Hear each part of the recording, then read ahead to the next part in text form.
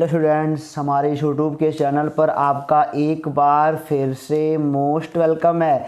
आज हम आपके लिए लेकर के आए हैं एक मैथ का प्रॉब्लम। जैसा कि देखा जाता है कि बहुत सारे विद्यार्थियों को नदी और नाव वाले क्वेश्चन लगाने नहीं आते हैं, और ये जो हम बताने जा रहे हैं बच्चों, आपको किसी भी क्लास के लिए और कंपटीशन लेवल के लिए बहुत ही बेहतर वीडियो है। छोटा सा वीडियो, और इसमें आपको मतलब कि बहुत ही अच्छे वे में सवालों को बताया जाएगा, और इसमें आपको कुछ होमवर्क भी दिए गए हैं। आप उन होमवर्क को करके हमारे कमेंट बॉक्स में उसका उत्तर दे सकते हो और अपने आप को जांच सकते हो कि वास्तव में आपने क्या पढ़ा। तो हमारे पढ़ाने का मतलब कि जो नज़रिया यही है कि आपको हमको बेहतर बनाना है हर एक क्षेत्र में, ठीक है ना। तो उम्मीद करते हैं कि हमारा आपको वीडियो समझ में आता भी होगा और आपके लिए काफ़ी यूजफुल भी रहता होगा। आप कमेंट बॉक्स में हमको बताया करिए कि हमारा वीडियो आपके लिए कैसा रहता है, ताकि हम आपके लिए और बेहतर कर सकें, ठीक है ना।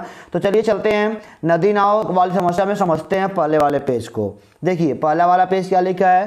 पहली बात तो हम समझेंगे दो चीज़ों को, धारा का अनुप्रवाह। धारा का अनुप्रवाह क्या होता है? तो यदि कोई नाव या व्यक्ति धारा के साथ चलता है तब उसकी गति को धारा के अनुप्रवाह में कहा जाता है। यानी कि अगर कह सकते हो, अगर कोई व्यक्ति है, मान लो इधर नदी बह रही है, ठीक है ना, इधर नदी बह रही है, और जो व्यक्ति या जो नाव है ना, जो नाव है या व्यक्ति है, वह भी इधर चल रहा है, ठीक है ना। इसे क्या बोलते हैं? धारा का अनुप्रवाह बोलते हैं, ठीक है ना, या फिर धारा के अनुकूल बोलते हैं। अगर धारा का अनुप्रवाह या धारा का अनुकूल वर्ड यूज होगा, इसका मतलब कि जो नाव होगी या जो व्यक्ति होगा वह धारा की दिशा में चल रहा होगा। और अगला टॉपिक हमारा क्या है? धारा के ऊर्ध्व प्रवाह, यानी कि धारा के प्रतिकूल होता है, इसका मतलब प्रतिकूल होता है। तो क्या लिखा है? यदि कोई नाव या व्यक्ति धारा के विपरीत दिशा में चलता है तब उसकी गति को धारा के प्रतिकूल कहा जाता है। मैंने क्या बोला? अगर मतलब कि धारा मान लो आप इधर चल रही है और व्यक्ति इधर चल रहा है, इसे बोलते हैं प्रतिकूल बोलते हैं या फिर ऊर्ध्व प्रवाह बोलते हैं, ठीक है ना। तो ये बात आपको अगर समझ में आ गई, चलते हैं पहले वाले टॉपिक पे, देखते हैं क्या कहता है। देखो जरा, पहला टॉपिक कहता है रूल 1। देखो पहले रूल 1 क्या कहता है? यदि नाव की चाल x किलोमीटर प्रति घंटा व धारा की चाल y किलोमीटर प्रति घंटा हो, तब मान लो नदी है, ये नदी का पानी ऐसे बह रहा है, पानी की जो चाल है ना वो मान लिया गया है y किलोमीटर वो प्रति घंटा है, ठीक है ना। और जो नाव है, हमारी नाव की जो चाल है वह कितना है? x किलोमीटर प्रति घंटा है। तो अगर अनुप्रवाह में, तो बोला जा रहा है कि धारा के अनुकूल अनुप्रवाह में धारा नाव की चाल, मतलब कि अब देखो, मतलब कि अगर धारा भी 5 से चल रही है, मान लो नाव भी 5 से चल रही है, तो नाव 5 से चल रही, धारा 5 से चल रही, दोनों का योगफल कितना हो जाएगा? यानी कि धारा की दिशा में नाव की चाल टोटल कितनी हो जाएगी? 10 हो जाएगी। यानी कि सूत्र में क्या लिखेंगे? अनुप्रवाह में नाव की चाल बराबर x प्लस वाई हो जाएगा, और ऊर्ध्व प्रवाह में कितना हो जाएगा? x माइनस वाई हो जाएगा, ठीक है ना। तो हमारा टॉपिक आपको समझ में आ रहा होगा। चलो मान लेते हैं ये नाव, मतलब कि इधर जो इधर इसकी चाल है, मतलब कि धारा की चाल जो है वह मान लो 10 है, और इंसान उल्टा चल रहा है, मान लो इंसान चल रहा है 20 से, तो वास्तव में इस 10 को काट के इनको आगे बढ़ना पड़ेगा ना, तो उसका ऑटोमेटिक घटाना पड़ेगा। तो चलिए चलते हैं, टॉपिक को समझ गए कि धारा के अनुकूल कितना हो जाएगा? x प्लस वाई, और धारा के प्रतिकूल क्या हो जाएगा? x minus Y. तो सवाल देखते हैं पहला वाला। सवाल नंबर पहला क्या है? शांत जल में एक नाव की चाल 7 किलोमीटर प्रति घंटा है। शांत जल में एक नाव की चाल कितनी है? 7 किलोमीटर प्रति घंटा। चलो नाव की चाल को हम दिखाते हैं x से। तो x का मान कितना दिया है बच्चों? 7 किलोमीटर प्रति घंटा, 7 किलोमीटर प्रति घंटा दिया है, ठीक है ना। और बोल रहा है तथा वह जिस नदी में चल रही है उसके धारा की चाल, चलो धारा की चाल को मान लेते हैं y, और y बराबर क्या दिया है? 1.75 किलोमीटर प्रति घंटा दिया है। चलो कोई बात नहीं। तो धारा के विपरीत नाव की चाल बताओ। धारा के विपरीत नाव की चाल, यानी कि हमारा जो आंसर होगा ना, जो आंसर हमारा होगा वो हो जाएगा 7 माइनस 1.75। फार्मूले के हिसाब से भी आ सकते हो, सोच के बता सकते हो, और ये हो जाएगा हमारा उत्तर आ जाएगा। रियलिटी में उत्तर देखा जाए तो आएगा 5.25, और यूनिट में क्या हो जाएगा? किलोमीटर प्रति घंटा हो जाएगा, ठीक है ना। तो सवाल नंबर पहला आपका आराम से लग गया ना। तो आपके लिए होमवर्क यहाँ पे है, देखिए जरा। इस होमवर्क में पढ़ूंगा नहीं, टाइम ज़्यादा नहीं हम लेंगे आपका, आपको टाइम ज़्यादा मोबाइल पे व्यतीत नहीं करना चाहिए क्योंकि आपकी आंखें भी दर्द कर सकती है ना। तो आप इसको मतलब कि आराम से पढ़ो और आराम से सवाल लगाओ अपना, ठीक है ना। और हमारे कमेंट बॉक्स में बताओ जरूर कि आपको कितना समझ में आ रहा वीडियो आ रहा है, ठीक है ना। कमेंट बॉक्स में अवश्य आप बताया करो हमको कि सर हमको ये नहीं आया या हमको ये आया, हमको समझ में आपका वीडियो आता है तो हम आपके लिए और बेहतर काम करेंगे। तो इसका SW तो सवाल हो गया हमारा ना। अब चलते हैं अगले वाले टॉपिक पर, देखते हैं क्या कहता है अगली टॉपिक, यानी कि रूल नंबर 2 क्या कहता है। अनुप्रवाह में नाव की चाल x किलोमीटर प्रति घंटा व ऊर्ध्व प्रवाह में उसकी चाल y किलोमीटर प्रति घंटा हो, तब यदि मान लो धारा के अनुकूल जो नाव की चाल है वह x किलोमीटर प्रति घंटा है और धारा के प्रतिकूल जो नाव की चाल है वह मान लो y किलोमीटर प्रति घंटा है, तो एक बात जान लो कि शांत जल में नाव की चाल क्या हो जाएगी, x प्लस वाई बटे 2। यह वास्तव में क्या है, बटे 2, नीचे मैं नहीं लिख पाया तो ये हो जाएगा x प्लस वाई बटे 2। अगर मान लो मतलब कि धारा के अनुकूल अगर नाव की चाल x किलोमीटर प्रति घंटा है और धारा के प्रतिकूल नाव की चाल मान लो y किलोमीटर प्रति घंटा है, तो शांत जल में नाव की चाल क्या हो जाएगी, x प्लस वाई बाई 2, और धारा की चाल निकालनी हो तो क्या हो जाएगी, x बटे वाई, अरे x माइनस वाई बटे 2। तो चलते हैं इसके सवाल देखते हैं। टॉपिक समझ में आ गया आपको ना। चलते हैं अभी, मतलब कि ट्रिक टाइप है ना, ये क्या है, ट्रिक टाइप है, वास्तव में ये ट्रिक है और इसके लगाने के नियम लेंदी भी हो सकते हैं लेकिन ये ट्रिक हम आपको सिखा रहे हैं चूंकि। तो अब देखो जरा यहाँ पे सवाल क्या, अब सवाल लगाते हैं बढ़िया सा। धारा के अनुकूल, सवाल पढ़िए जरा, धारा के अनुकूल एक नाव की गति 12 किलोमीटर प्रति घंटा तथा धारा के प्रतिकूल उसकी गति 9 किलोमीटर प्रति घंटा है, शांत जल में नाव की चाल क्या होगी। तो देखो जरा x का मान क्या दिया है, चलो मान लो जो मतलब कि धारा के अनुकूल नाव की चाल x बराबर हमारा दे दिया है 12 किलोमीटर प्रति घंटा और y बराबर क्या दे दिया हमको 9 किलोमीटर और प्रति घंटा दिया है, ठीक है ना। तो शांत जल में नाव की चाल, तो शांत जल में नाव की चाल क्या पड़ गया अभी शांत जल में नाव की चाल x प्लस वाई बटे 2, यानी कि जो हमारा आंसर होगा ना, जो हमारा आंसर होगा वो हो जाएगा 12 प्लस 9 बटे 2, यानी कि 21, मतलब कि 12 प्लस 9 बटे कितना आ जाएगा हमारा 2 आ जाएगा, यानी कि 12 9 21 बटे 2, 21 बटे 2 का मान कितना आता है, कह सकते हो सर 10.5 उत्तर आएगा किलोमीटर प्रति घंटा में आएगा, ठीक है ना। तो ये वाला सवाल भी लग गया। चलिए चलते हैं, देखते हैं अगली वाली टॉपिक क्या कहती है हमारी। तो अगली टॉपिक कहती है हमारी बेटा, होमवर्क है, पहले तो आप होमवर्क नोट कर लो फटाक से। होमवर्क आपको करना है, होमवर्क अगर कर लेते हो तो जान जाओ कि आपको टॉपिक समझ में आ रहा है।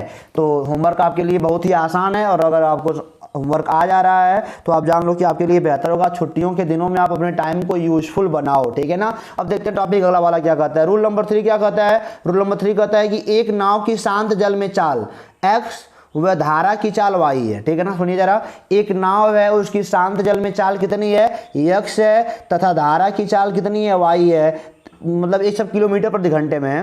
तब यदि धारा के अनुकूल और प्रतिकूल आने व जाने में लिए समय का अनुपात m अनुपात n है, तो बोल रहा है यदि धारा के अनुकूल व धारा के प्रतिकूल आने व जाने में, मतलब कि एक बार धारा के अनुकूल चल रहा है और एक बार धारा के प्रतिकूल चल रहा है, अनुपात दिया है, इनके समय का अनुपात दिया है कि m अनुपात n हो, तब फार्मूला क्या होता है, m बटे n, m बटे n बराबर x माइनस वाई बटे x प्लस वाई होता है। तो ठीक है ना, सवाल लगाते हैं बढ़िया सा। देखो जरा, किसी नाव के अनुप्रवाह व ऊर्ध्व प्रवाह यानी कि अनुकूल और प्रतिकूल में गति का अनुपात 6 अनुपात 5 है। में गति का अनुपात कितना दिया गया आपको बच्चों, 6 अनुपात 5 दिया गया है, ठीक है ना। अब देखो जरा क्या बोल रहा है, बोल रहा है कि यदि शांत जल में नाव की चाल 6 किलोमीटर प्रति घंटा हो तो धारा की चाल, तो देखो जरा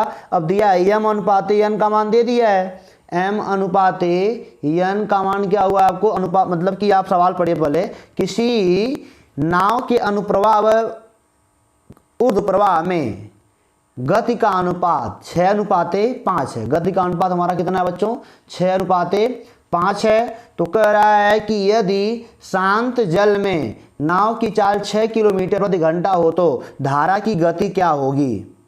सवाल को देखो बच्चों, आप समझो जरा। किसी मतलब कि नाव के अनुप्रवाह व ऊर्ध्वप्रवाह में गति का अनुपात में मतलब कि गति द्वारा लिए गए समय का अनुपात है। किसका है ये? वास्तव में है अनुपात समय का, ठीक है ना, जो गति में समय लगा हुआ है। तो m/n का मान क्या दिया है? 6/5 दिया गया है आपको।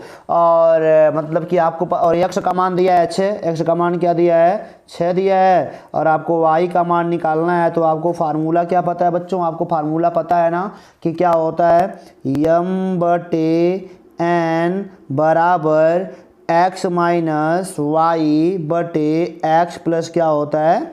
y होता है। तो आप बेटा आप सारे चीज़ों को रख लोगे तो एट लास्ट आप y का मान कितना पाओगे?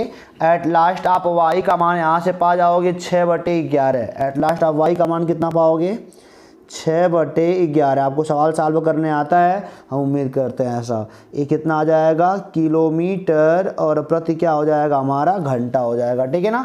तो ये वाला सवाल आपको समझ आएगा, ट्रिक हमारा समझ आपको आया ना कि अगर मतलब कि समय का आने जाने के समय का अनुपात दिया है और एक चीज़ का चाल दिया है और दूसरे का पूछ रहा है, तो फटाक से इसको हम लोग लगा सकते हैं, ठीक है ना। तो ये वास्तव में वाला उत्तर आपका आएगा माइनस में। तो माइनस का मतलब कि उल्टा होता है, बाकी हम जान जाएंगे कि y का मान कितना आएगा? 6/11 आएगा, ठीक है। इसका होमवर्क लिखो आप।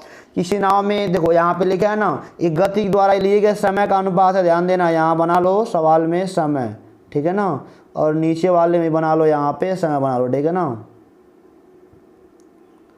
चलो अब चलते हैं अगली टॉपिक पे। अब रूल नंबर 4 और आज मतलब कि इसका लास्ट रूल है। अब देखो क्या कहता है, यदि शांत जल में नाव की गति x तथा धारा की गति y हो। यदि शांत जल में नाव की गति x हो और धारा की गति क्या हो? हमारी y हो, तब धारा के अनुकूल, तब धारा मतलब कि अगर शांत जल में नाव की चाल x है और धारा की चाल y है, तब अगर धारा के अनुकूल d दूरी कोई चल रहा है तो मतलब कि समय कितना लगेगा?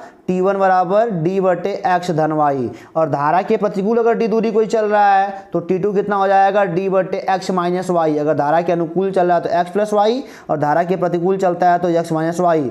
और d स्थान तक जाने और आने में कुल लगा समय तो बेटा t1 धन t2 हो जाएगा, यानी कि d/x प्लस वाई धन d/x माइनस वाई हो जाएगा।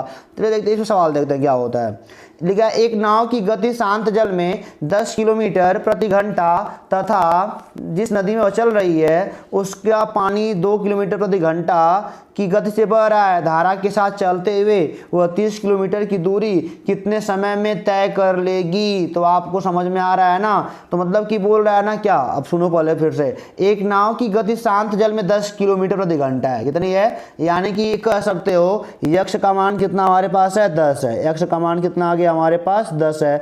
और धारा की कितनी बोल रही है? वाई का मान हमारे पास आ गया 2 हो गया, ठीक है ना। और बोल रहा है कि धारा के साथ चलते हुए वह 30 किलोमीटर की, तो डी का मान कितना हो गया? 30 हो गया। सब कुछ किलोमीटर में चल रहा है। तो बोल रहा है कि धारा के साथ, यानी कि धारा के अनुकूल, जानते हो ना टाइम, धारा के अनुकूल चल रहा है तो टाइम क्या होता है? d/x प्लस वाई हो जाता है। तो कितना हमारा हो जाएगा? यहाँ पे आएगा कुल लेके 30/10 दोबारे आ जाएगा। और यहाँ पे जो भी घंटा आएगा, घंटा, ठीक है ना, यानी कि 2.5 घंटा आएगा। तो अब इस पे आप ले लो होमवर्क हमारा आज का। ये मतलब कि सवाल नंबर दूसरा मैं लगाता हूँ।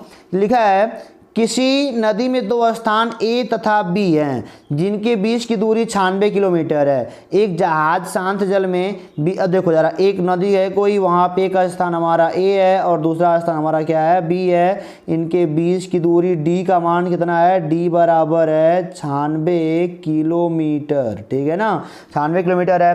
तो बोल रहा है कि एक जहाज शांत जल में 20 किलोमीटर प्रति घंटा की गति से चल सकता है तथा धारा की गति 4 किलोमीटर प्रति घंटा है। धारा की गति कितनी है? 4 किलोमीटर प्रति घंटा है। धारा को आप किससे दिखाते हो? यहाँ पे y से दिखाते हो। तो y का मान क्या दिया है? 4 किलोमीटर और प्रति घंटा। और बोल रहा है कि मतलब कि उस जहाज को A से B तक जाने तथा वापस आने में कितना समय लगेगा। तो कोई बात तो यहाँ पे है ही नहीं। आप क्या जानते हो? आप जानते हो और यहाँ पे कुछ नहीं दिया है, शांत जल में 20 किलो, हाँ जहाज की चाल एक्स का मान क्या दिया है 20 किलोमीटर प्रति घंटा। और ये वाला सवाल आप लगा सकते हो खुद बड़े आराम से, हम उम्मीद करते हैं, क्योंकि आपको एक्स का मान पता है, वाई का मान पता है, डी का मान पता है। तो हम पीछे आते हैं, आप ये वाला फार्मूला लगाओ फटाक से, टी का मान बताओ हमको, ठीक है ना। अब चलते हैं अगले वाले पेज पर। अब आपका होमवर्क है और लास्ट पेज आपका है, ठीक है ना। तो ये होमवर्क आपके सामने लिखा गया है, आप इसको करके हमारे मतलब कि हमारे कमेंट बॉक्स में सभी सवालों का आंसर आप दो, ताकि हम जाने कि कैसा आपको हमारा वीडियो लगा। और आप कमेंट बॉक्स में बताओ कि आपको समझ में कितना आया। तो सारे ट्रिक आपको समझ में आ गए ना। तो नदी नाव का प्रॉब्लम इतना सही है, तो आपके पास अगर ढेर सारी बुकें हैं तो आप वहां से इन क्वेश्चन को लगाने का प्रयास करें, और आप जितना ये अभ्यास करेंगे आपके लिए उतना यूजफुल होगा। तो फिर मिलेंगे बच्चों आपसे अगले वीडियो में, तब तक के लिए आप पढ़ते रहो, हंसते रहो। All the best.